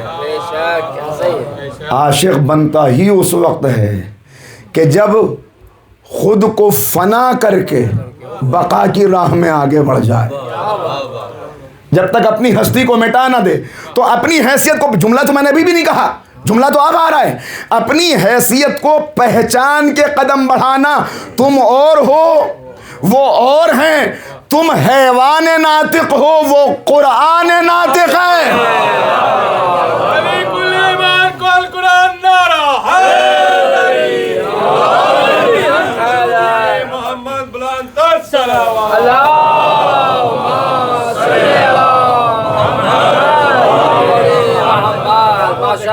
تم حیوان ناطق ہو، وہ قرآن ناطق ہیں۔ اور بچوں کے لیے بات آسان کر دوں، کیا مطلب؟ یعنی اگر حیوان، اسے زبان مل جائے، وہ بولنے لگے، اگر حیوان بولنے لگے تو مجھ جیسا ہو جائے۔ اگلا جملہ بھی کہنے کی ضرورت ہے۔ اگر حیوان بولنے لگے تو مجھ جیسا ہو جائے، اگر قرآن بولنے لگے تو ان جیسا ہو جائے۔ حیوان ناطق اور ہے، قرآن ناطق اور ہے۔ تو یہ حیوان ناطق سے انسان کامل کا سفر طے کرنا ہے تو قرآن ناطق سے سچا عشق پیدا کرنا ہوگا۔ اور اب میں نے آپ کی خدمت میں بات عرض کی کہ قانون وہ بھیجے گا، اس قانون کے مطابق زندگی گزارو گے تو یہ حیوانیت کے دائرے سے نکلو گے، ورنہ تمہیں بھیجا کیوں؟ یہ کل عرض کر دیا، الذی خلق الموت والحیات لیبلوکم ایکم احسن عملا۔ اس عالم و رنگو میں ہم نے تمہیں کیوں بھیجا؟ امتحان کے لیے، آزمائش کے لیے، دیکھا جا سکے تم میں۔ اچھا یہاں بھی ذرا سی نزاکت ہے، تقاضا کس چیز کا ہے؟ حسن عمل، غور کر رہے ہیں، ارباب فہم و دانش موجود ہیں. حسن عمل کا تقاضا ہے، کثرت عمل کا تقاضا نہیں ہے. حسن عمل کا تقاضا ہے، کثرت عمل کا تقاضا نہیں ہے. کتنے حج ہیں، کتنے روزے ہیں، کتنی نمازیں ہیں، کتنے سجدے ہیں، یہ مت بتاؤ، یہ مت بتاؤ کہ کتنے ہیں، اس لیے کثرت عمل نہیں پوچھی، حسن عمل پوچھا ہے. اے پروردگار حسن عمل کیوں؟ بھائی کثرت عمل ہونی چاہیے. ترازو میں جتنا زیادہ رکھا جائے اتنا پلہ جھکتا ہے، لہذا جس کے زیادہ سجدے ہوں. کہا تم نے غور ہی نہیں کیا، ہم نے اس دنیا میں جو زندگی تمہیں دی ہے وہ مہلت عمل ہے. کاش کے بات پہنچا سکوں، یہ مہلت عمل ہے. اگر سب کو ہم نے ایک ریس دوڑنے کے لیے بھیجا ہوتا، سٹارٹنگ پوائنٹ یہ ہے، فنیشنگ پوائنٹ یہ ہے، یہاں سے لے کے وہاں تک سب کو دوڑنا ہے، سب کو برابر فاصلہ طے کرنا ہوتا، سب کو مہلت عمل برابر ملتی تو ہم کثرت عمل کا تقاضا کرتے. سب کو مہلت عمل برابر ملتی تو ہم کثرت عمل کا تقاضا کرتے.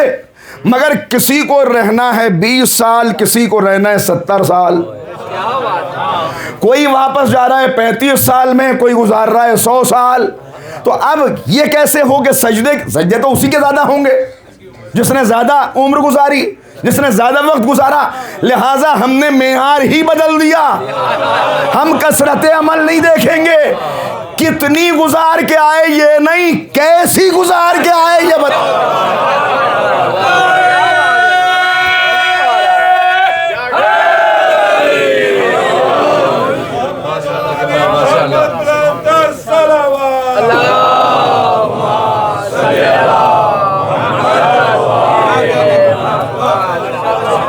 کتنی گزار کے آئے یہ مت بتاؤ، کیسی گزار کے آئے یہ بتاؤ. نہیں، بات کو اور بچوں کے لیے آسان کر دوں، یعنی سوال تم سے یہ نہیں کیا جا رہا، پوچھا تم سے یہ نہیں جا رہا کہ کتنی رات مصلی پہ کھڑے رہے، کتنی راتوں کھڑے رہے. اس لیے کہ عین ممکن ہے کہ کوئی ساری زندگی ہر رات مصلی پہ کھڑا رہے مگر اس کے سجدوں میں کوئی وزن نہ ہو، اور کسی کا ایک سجدہ سجدوں کی آبرو بن جائے. عین ممکن ہے کوئی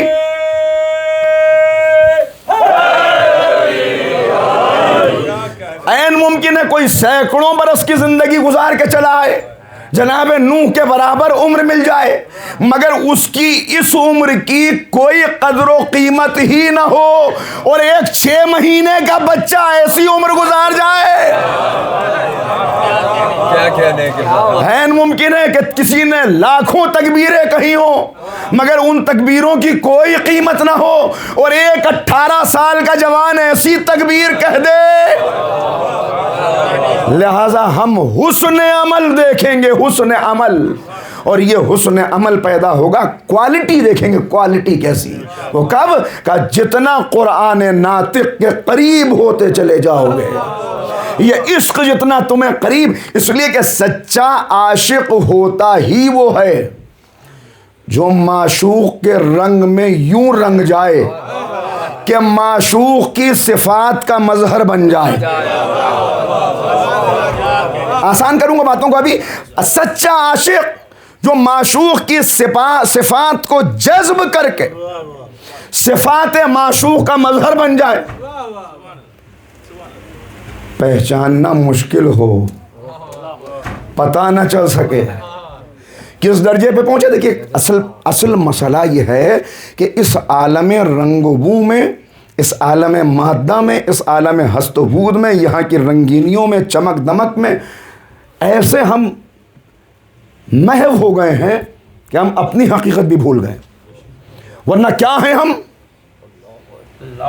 ہم کیا ہیں؟ اگر اپنی قدر و قیمت معلوم ہو جائے کہ کیا ہے، معمولی نہیں ہے.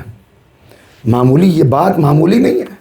میں نے عرض کیا اللہ جن کو منتخب کر لیتا ہے، معصوم نے فرمایا ہے، جنہیں منتخب فرما لیتا ہے اللہ، ان کے دل میں عشق حسین ڈال دیتا ہے. ان کے دل میں عشق حسین ڈال دیتا ہے. اور جب یہ عشق مل جائے تو عشق انسان کو بیٹھے نہیں رہنے دیتا. عاشق کبھی بیٹھا نہیں رہتا, عاشق کبھی سوتا نہیں رہتا. سچا عاشق گردش پرکار بن جاتا ہے.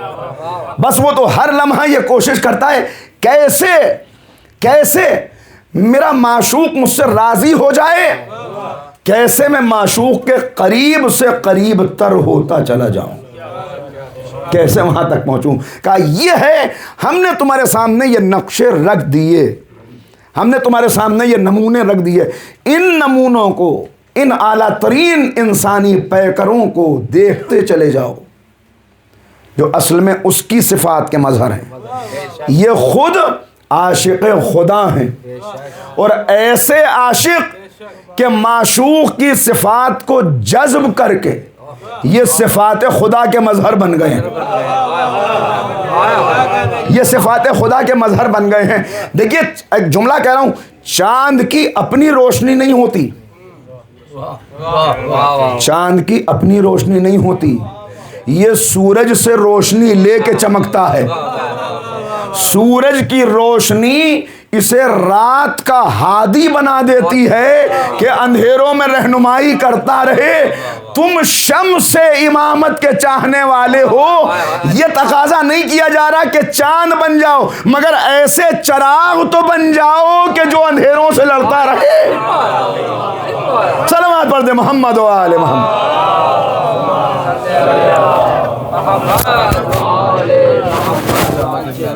لہذا تقاضا تم سے ہے, اس تقاضے کو سمجھ کے جتنا بڑھتے چلے جاؤ گے, جو میں نے عرض کیا کہ اصل مسئلہ کیا ہے, کہ اصل یہ ہے, ایک مرتبہ صلوات. امام زمانہ بلندتر صلوات.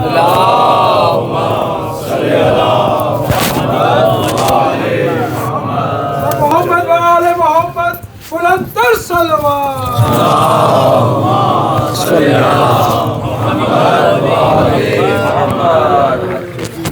تو کہا وہ کب ممکن ہوگا, جو میں نے بات عرض کی کہ اس میں بس یہ خیال رہے, پہلے اپنے آپ کو پہچان لو تاکہ واضح ہو جائے کہ تم ہو کیا, طاقت کیا ہے, اور تمہیں پہنچنا کہاں تک ہے, بڑھنا کتنا ہے, چلنا کتنا. وہ ممکن اس وقت تک نہیں جب تک یہ یاد نہ رہے, جس بات کو میں نے دہرایا اور پھر دہراؤں گا, اور یہ بات آئے گی کہ ایک آسمانی وجود ہے جو تمہارے اندر موجود ہے, ایک زمینی وجود ہے جو ظاہر ہے. یہ زمینی وجود کل کی بات یاد ہے 6 کیفیتوں سے گزرتا ہے. لہذا جیسے اس پہ 6 کیفیتیں گزرتی ہیں ویسے ہی اس آسمانی وجود پر, روح پر بھی 6 کیفیتیں گزرتی ہیں, جس میں کہ ایک بات کل عرض کی کہ کون سی 6 کیفیتیں, یا بیدار ہے یا سوئی ہوئی ہے. کس سے پتہ چلے, کہ بیدار اور سوئی ہوئی ہے یہ پتہ چلے گا یقین کتنا ہے اور شک کتنا ہے. یقین کتنا ہے اور شک کتنا ہے. بحمد اللہ ہم اس در سے وابستہ ہو کے اتنا یقین تو پیدا کر چکے ہیں کہ اس آنکھوں سے دیکھنے کا اصرار نہیں کرتے. غور کیجئے گا, دیکھنے کا اصرار نہیں کرتے. ہمیں یقین ہے کہ ہماری وابستگی ان سے ہے جو یقین دلا کے گئے کہ چلا گیا ہوں مگر گیا نہیں ہوں. اب جملہ کہہ رہا ہوں, یقین دلا کے گئے گیا نہیں ہوں. اگر دل کی گہرائی سے پکارو گے تو تمہارے پکارنے میں دیر ہو سکتی ہے, میرے آنے میں دیر.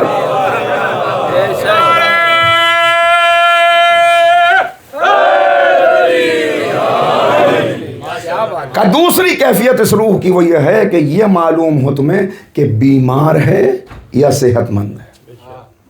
یہ کیسے پتہ چلے گا کہ بیمار ہے یا صحت مند ہے؟ کہ اس کے لیے بھی مشکل نہیں ہے, نبضوں پہ پھر ہاتھ رکھو اور دیکھو. صرف یہ دیکھتے چلے جاؤ کہ زندگی شعور کے عالم میں گزر رہی ہے یا غفلت کے ساتھ گزر رہی ہے.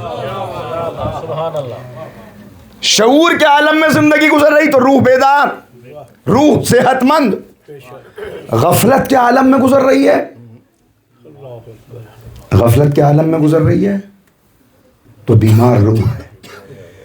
बीमार को ज़रूरत होती है कि तबीब तक लाया जाए ताकि सेहत हासिल हो जाए। शुक्र कीजिए खुदा का कि सेहत देने के लिए हज़रत ज़हरा के ये शफाखाने खुले हुए हैं जिन्हें फ़र्श अज़ाए हुसैन कहते हैं,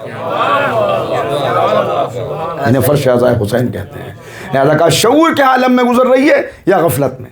ये बात पहले भी अर्ज़ की थी, मुझे याद आ रहा है कि इसीलिए इस्लाम ने इतना ज़ोर दिया कि शऊर को मुर्दा न होने देना, गफलत को तारी न होने देना। जितनी चीज़ें, जितने अहकामात रखे उनको सामने रख लीजिए। जिस जिस चीज़ का हुक्म दिया उसको करते चले जाओ, शऊर बेदार रहेगा। जिस जिस से रोका उससे रुकते चले जाओ, गफलत से महफूज रहोगे। वो ग़िज़ाएं न खाना जिनसे शऊर मुर्दा हो जाए, वो चीज़ें न पीना जिनसे शऊर मुर्दा हो जाए, वो लिबास न पहनना जिससे शऊर मुर्दा हो जाए, उस माहौल में न रहना जहाँ शऊर मुर्दा हो जाए। शऊर को परवान चढ़ाने के लिए शऊर को। तीसरी बात, बस अभी मुख्तसर कर रहा हूँ इसलिए कि वक्त महदूद है, बाकी इंशाअल्लाह आइंदा तशरीह करूँगा एक दो चीज़ों की। तीसरी चीज़, जिस्म या जिंदा है या मुर्दा है। इसी तरह रूह या जिंदा है या मुर्दा है। कैसे पता चले कि जिंदा है या मुर्दा? का फिर रखो नब्ज़ों पे हाथ, का गौर करते चले जाओ। अगर जिंदगी इल्म के साथ गुजर रही है तो रूह जिंदा है, अगर जिंदगी जहालत के साथ गुजर रही है तो रूह मुर्दा है। तो तीन बातें हुई, इल्म, शऊर और कल की बात याद है, यकीन। यकीन कितना है ये तय करेगा बेदारी है। शऊर कितना है ये तय करेगा कि सेहत है। इल्म कितना है ये तय करेगा कि जिंदा है। अब सवाल ये है कि अगर इल्म ये तय करेगा कि जिंदा है या मुर्दा, तो ये भी तो समझा जाए कि इल्म कहते किसको हैं। अगर इल्म ये तय करेगा कि रूह जिंदा है या मुर्दा, तो जितने दुनिया में बड़े बड़े स्कॉलर्स हैं जिन्होंने 3-3 PhD की हुई हैं, उनसे ज़्यादा तो रूह जिंदा किसी की नहीं है। गौर कर रहे हैं? उनसे ज़्यादा किसकी जिंदा? इसलिए कि कौन कैसी यूनिवर्सिटी, उसमें प्रोफेसर, उसमें साइंटिस्ट, यहाँ वहाँ, तो मालूम कैसे हो? का बस यहीं पे गौर करना कि पहले पहचानना कि इल्म कहते किसे हैं। तुम्हें यह मालूम हो कि इल्म कहते किसे हैं ताकि धोखा ना खाने पाओ। देखिए, एक जुमला मैं बार बार कहता हूँ, पता नहीं यहाँ से बयान किया या नहीं, कि इल्म किसी बड़ी यूनिवर्सिटी से डिग्री हासिल कर लेने का नाम नहीं है। आपने ये बातें बहुत सुनी और ये जुमले आते हैं और आजकल बहुत ज़्यादा कि भाई इल्म है जो इनकलाब लाएगा, इल्म है जो तुमको कमाल तक पहुंचाएगा, इल्म है जो कौमों को ज़िंदा रखेगा, लिहाजा इल्म हासिल करो। हैं ये बातें, मगर मैं इख्तलाफ करना चाहता हूँ। इल्म कमाल तक नहीं पहुंचाएगा, इल्म आगे नहीं बढ़ाएगा, इल्म इनकलाब नहीं पैदा करेगा। इल्म जब अमल में ढल जाएगा, इल्म जब अमल में ढल जाएगा तब जिंदगी में इनकलाब आएगा। इल्म जब अमल में ढल जाएगा तब जिंदगी में इनकलाब आएगा। सिर्फ इल्म का होना काफी नहीं है, इल्म को अमल में ढाल लेना ये बनाता है। मैं कुछ नहीं अपनी तरफ से अर्ज कर रहा, कुरान कह रहा है कि ये नबी का इनकार करने वाले क्या नबी की हैसियत और नबी के मनसब का इल्म नहीं रखते थे? क्या नबी को पहचानते नहीं थे? क्या नहीं, इतना पहचानते थे कि कुरान कह रहा है या अरफूनहु कमा या अरफून अबनाअहुम। ये अहले किताब नबी को यूं पहचानते थे जैसे बाप बेटे को पहचानता है। तो इल्म तो था, इतना पहचानते थे जैसा बाप بیٹے کو پہچانتا ہے، لیکن اس علم پہ عمل نہیں کیا تو قرآن نے کیا کہا؟ مثل الذین حملوا التوراۃ ثم لم یحملوها کمثل الحمار یحمل اسفارا۔ علم تھا مگر عمل نہیں تھا، تو قرآن نے کہا ان کی مثال گدھے جیسی ہے جس کے اوپر بوجھ لدا ہوا ہے مگر یہ اس بوجھ سے فائدہ نہیں اٹھاتے۔ ان کے لیے کوئی فرق نہیں پڑتا کہ یہ پتھر ہیں، یہ لکڑیاں ہیں یا کتابیں ہیں، یہ ان کے لیے یہ کتابیں بس بوجھ ہے، اس لیے انہوں نے اس سے کوئی فائدہ نہیں اٹھایا۔ تو علم جب عمل میں ڈھل جائے، علم جب عمل میں، اب پھر جملہ کہنے کی اجازت چاہ رہا ہوں کہ اگر علم کو دیکھنا ہو تو قرآن دیکھ لو، علم کو عمل میں ڈھلے ہوئے دیکھنا ہو تو معصوم کی سیرت کو دیکھ لو۔ جب علم عمل میں ڈھلتا ہے تو علی ابن ابی طالب کی شخصیت سامنے آتی ہے۔ لہذا میں نے وہ بات جو ابھی کہی کہ قرآن زبان مل جائے، علم عمل میں ڈھل جائے، ہر اعتبار سے دیکھتے چلے جائیے، جتنا ذہن قریب آتے چلے جائیں گے، فکر قریب آتی چلی جائے گی، روح قریب آتی چلی جائے گی، اتنا کمال حاصل ہوتا چلا جائے گا، اتنا بلندی حاصل ہوتی چلی جائے گی۔ لہٰذا ان سے ویسی وقت تمام ہو رہا ہے، ورنہ ابھی مرحلہ آیا نہیں تھا جہاں پہ گفتگو کو روکنا تھا، لیکن اب رکتے ہوئے اس گفتگو کو یہیں پہ انشاءاللہ بات یہاں سے آگے بڑھے گی کہ بار بار جو دعوت دی جا رہی ہے، جو بات آج نہیں کہہ سکا جہاں سے بات شروع کی تھی کہ اصل میں ان کی جو محبت کا تقاضا کیا گیا، ان کا جو عشق سرمایہ حیات قرار پایا، وہ اسی لیے کہ ان کی محبت لٹمس ٹیسٹ ہے دین کی محبت کا، دین کی محبت کا۔ وہ کیسے، اس کے لیے بات آگے بڑھے گی، مگر بس دیکھنا ہو کہ واقعاً جب علم عمل میں ڈھلتا ہے تو انسان کہاں پہنچتا ہے اور اس کے نقش قدم پہ چلنے والے کہاں پہنچتے ہیں، تو پھر کہیں دور جانے کی ضرورت نہیں ہے، اپنے ذہنوں کو کربلا کی طرف لے جائے، اپنے ذہنوں کو کربلا کی طرف لے جائے، اپنی فکروں کو کربلا کی طرف لے جائیں۔ آج کئی کلام آپ نے سنے، چاند کا ذکر بھی ہوا، سید کے سفر کا ذکر بھی ہوا، کربلا پہنچنے کا ذکر بھی ہوا۔ وقت تو اتنا نہیں کہ ساری باتوں کو سمیٹ سکوں، مگر اتنا کہہ کے آگے بڑھاؤں کہ رات کی مجلس آپ نے اس وقت بپا کی کہ جب یقین تھا کہ چاند ہونے والا ہے، اس وقت چاند دیکھا نہیں تھا، لیکن مجلس اسی عنوان سے تھی، اس لیے کہ ادھر چاند کا تصور پیدا ہوا، ادھر بقول شاعر ذہن میں یہ تصور آ گیا، پتہ چل گیا کہ اب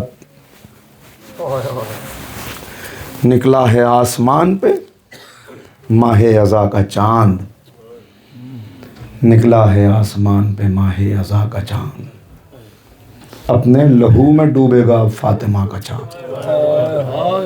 یہ چاند پیغام لے کے آ گیا کہ پنجتن کے خاتمے کے دن آ گئے، رسول کا گھر اجڑنے کے دن آ گئے۔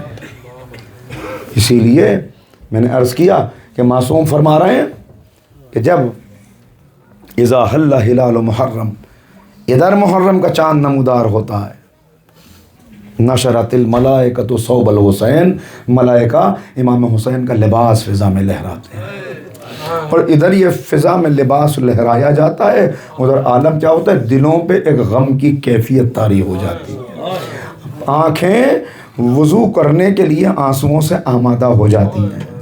اس لیے کہ یہ چاند جب معصومین دیکھتے تھے تو عالم کیا تھا، عالم یہ تھا کہ راوی کہتا ہے کہ ہمیں چاند دیکھنے کی ضرورت نہیں پڑتی تھی، بلکہ چھٹے امام کے گھر سے ایسے رونے کی آواز آتی تھی کہ ہمیں پتہ چل جاتا تھا محرم کا چاند نمودار ہو گیا۔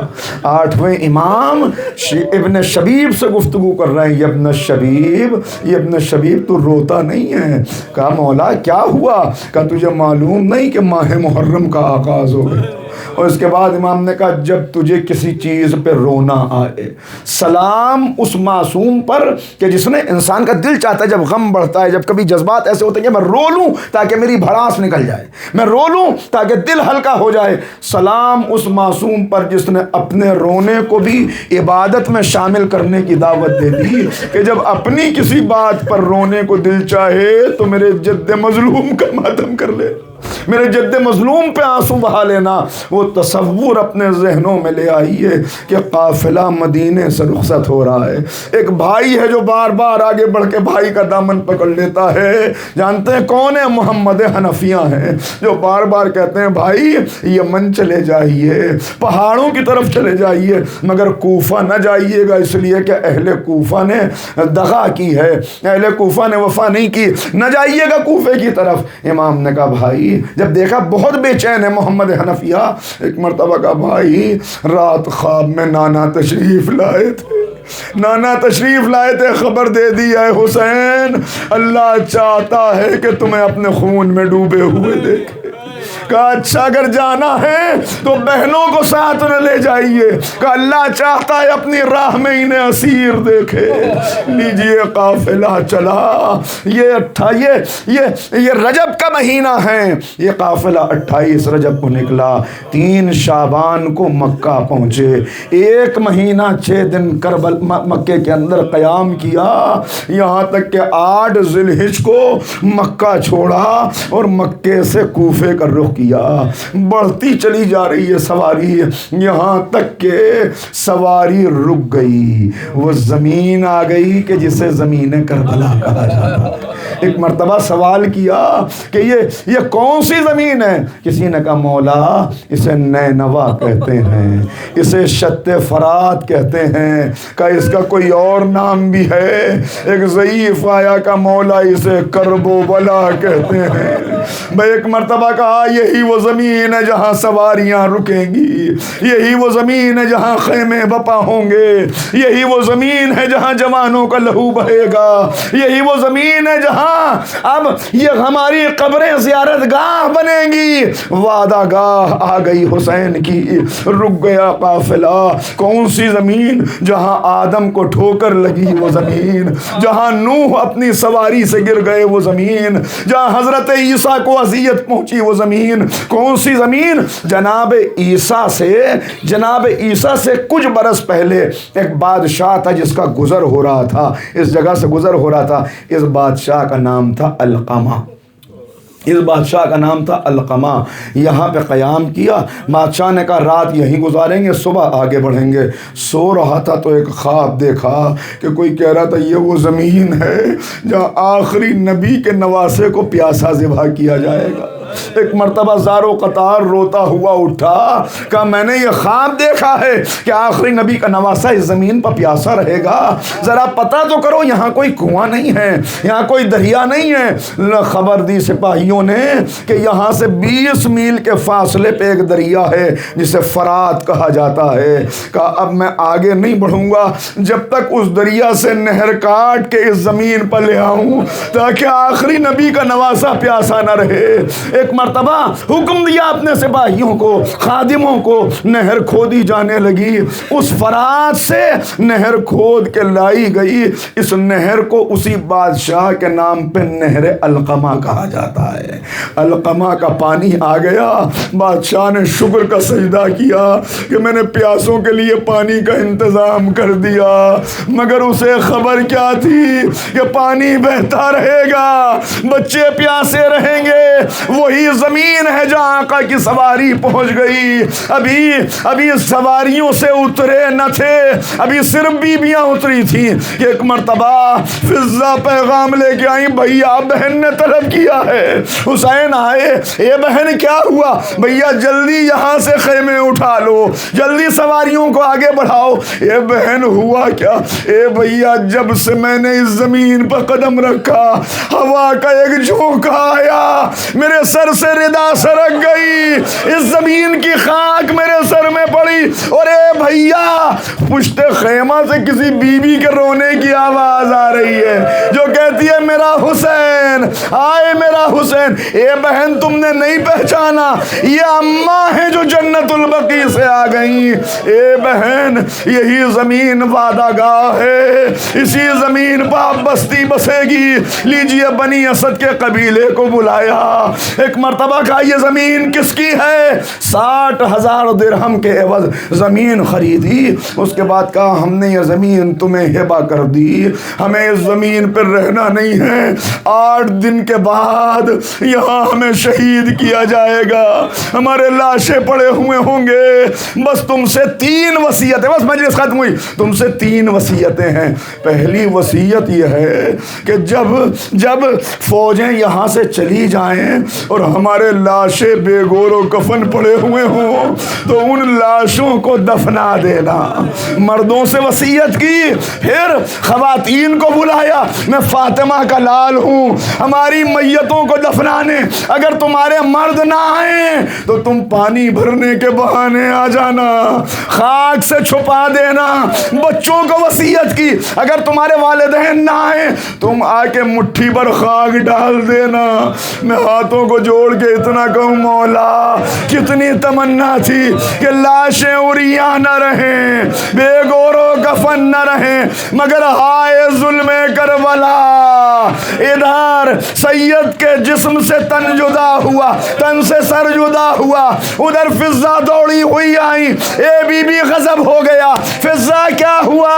کہ حکم حاکم یہ ہے کہ ابھی سواریوں سے نہ اترنا، ابھی لاشوں کو پامال کرنا ہے، ابھی میتوں پہ گھوڑے دوڑنے ہیں۔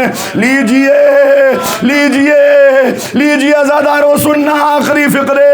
پامالی کی تیاری ہوئی، کچھ لوگ آگے بڑھے، اور ہمارا سردار تھا لاشا پامال نہ ہونے دیں گے، کہا ہٹا لو۔ کچھ اور لوگ آئے، ہم اکبر کے ننیحال والے ہیں، لاشا پامال نہ ہونے دیں گے، اٹھا لو۔ ہم حبیب والے ہیں، لاشا، ارے ایک ایک کر کے سارے لاشیں ہٹ گئے۔ ایک غریب زہرا کا لاشا تھا جو پڑا ہوا تھا، نہ بدن پہ لباس تھا، نہ سر تھا، کوئی نہیں تھا جو کہتا یہ میرا کچھ لگتا ہے۔ جو سب کے لاشیں لے کے آیا تھا اس کا لاشا پڑا تھا، ایک بیٹا بیمار غش کے عالم میں، ادھر کے گھوڑے ادھر، سیعلم الذین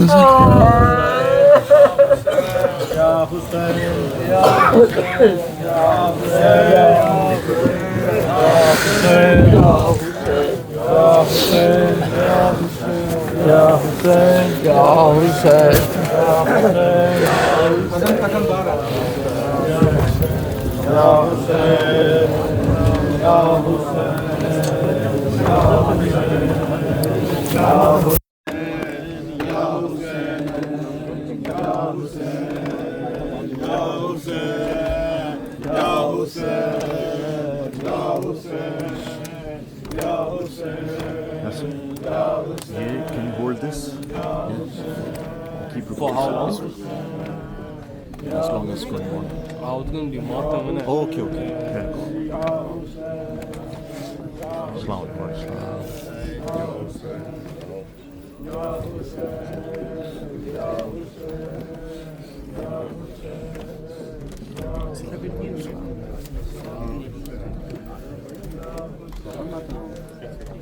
آج وہ قسم کشائی کر رہے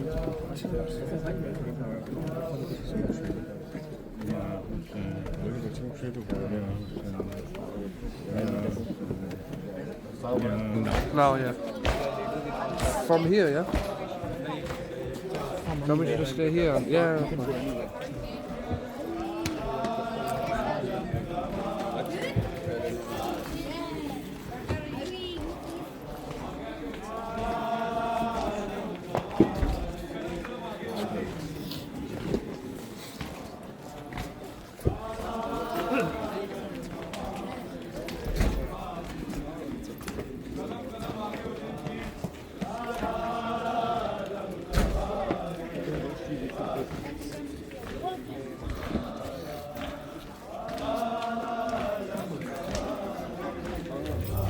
read this on the car, bro. Watch my TV, yeah. I wouldn't even put it there, bro. I wonder.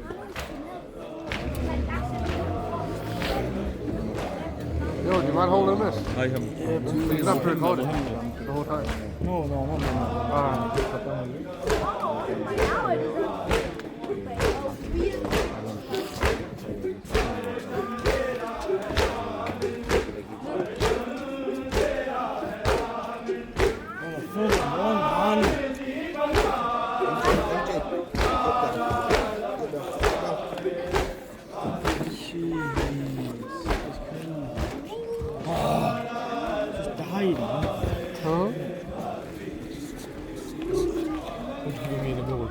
Yeah, please hold it. You wanna do it? Whose is it? HS video. HS video on the reel. And you gotta hold it the whole time. And don't end it and pause it and get it until you know it's you get me? Yeah. So I don't know what you're gonna do. Shall I go forward? Do whatever.